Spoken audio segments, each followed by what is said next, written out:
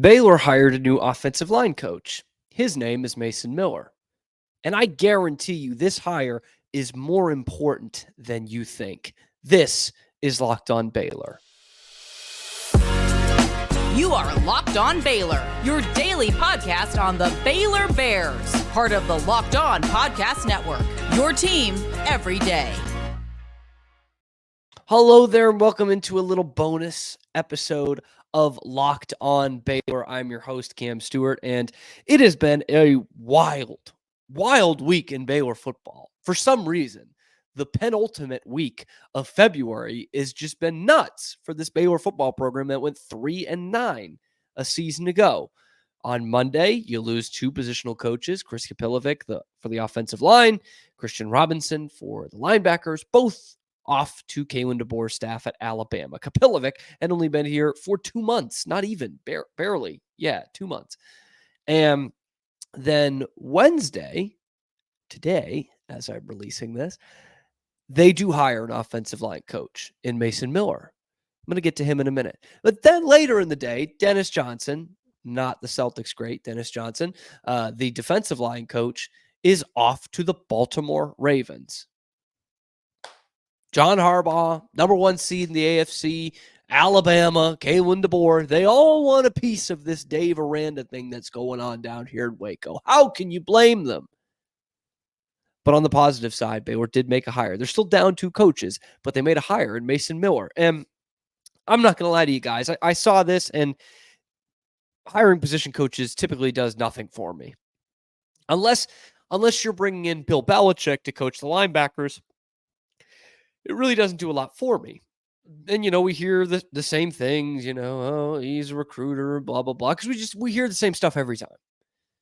And we've been burned with that before. And so I didn't make much of it. But I go in, I look at where he's been, and then I make something of it, okay? Because I thought they would just promote someone would take on double duties. Jared Anderson, maybe he'd coach the offensive line at TCU for a couple of years under Gary Patterson. So maybe that's what they do, right? That's the sensible move. Instead, they go outside and they bring in Mason Miller, who was the offensive coordinator at Tarleton State last year. And I know there are Baylor fans out there who just heard that and thought, ugh, why am I watching this? Tarleton State? Tarleton isn't even a state. Why this program is absolutely down the crapper. They're hiring guys from Tarleton State. Yes, they are. By the way, it was the most points per game Tarleton has ever had at the FBS level, with 33 points a game last year. That's not bad, man. That's not bad. But I urge you to look before Tarleton State, because before that, he was at Mississippi State coaching offenses there. And before that, he was at Washington State. I wonder the connection there. I know another coach who went from Washington State to Mississippi State pretty much at the same time, the late, great Mike Leach. Yes, air raid, Hal Mummy system, Mike Leach. So Baylor did not just promote from within, because they have an idea of what they want this offense to be. And it's a very familiar idea to Baylor fans. They went out and they got Mason Miller because he has coached this before. You've seen it with the hire. You've seen it on Twitter with Dallas Baker. You've heard it in some interviews with Jake Spavital.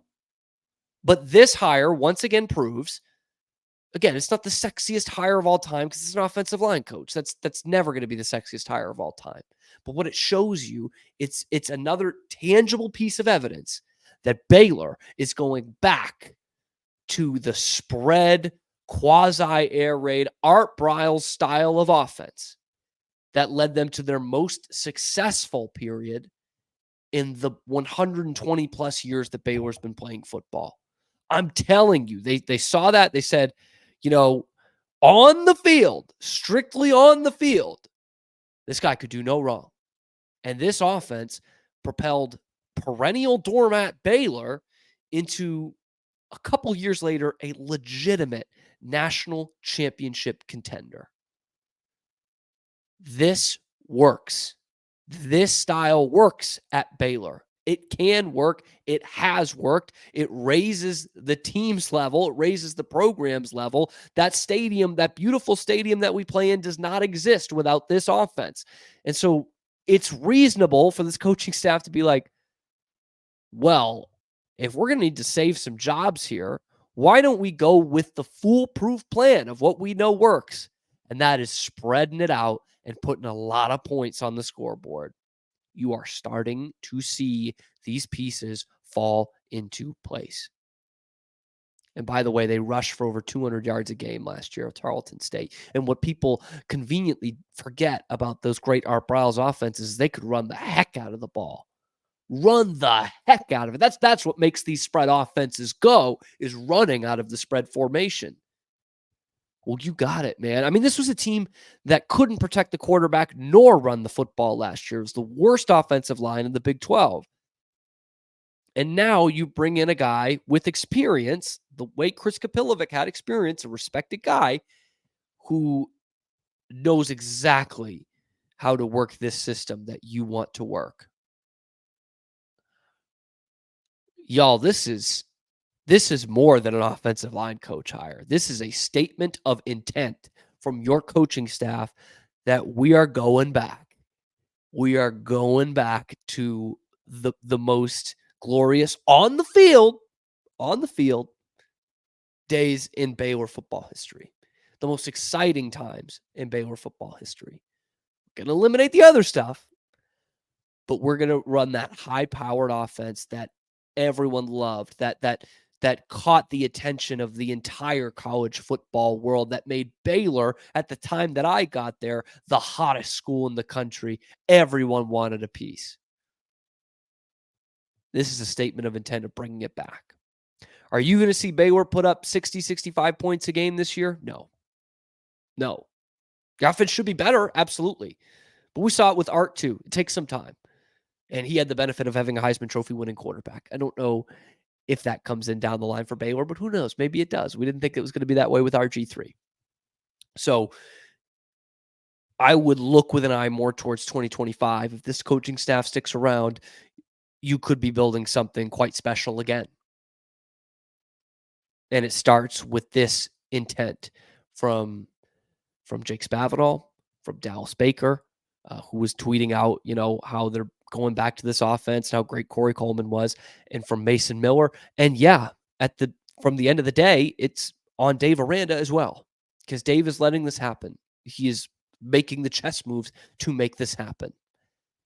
And I, for one, could not be more excited for what this offense could be in the next year or two.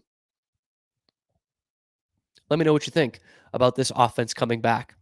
Drop that down in the comments below. Thank you for making Locked On Baylor your first listen today and every day, and your bonus listen today. I so appreciate it. We've got a great show coming out Thursday that talks about this a little bit, but I thought I didn't talk about it enough, so I wanted to do this bonus content. We're going to talk about that and why Baylor basketball is not fraudulent. Or are they? You're just going to have to tune in to find out. Thank you again for making it that first listen today and every day. For all of us here at your favorite show, this is Locked On Baylor.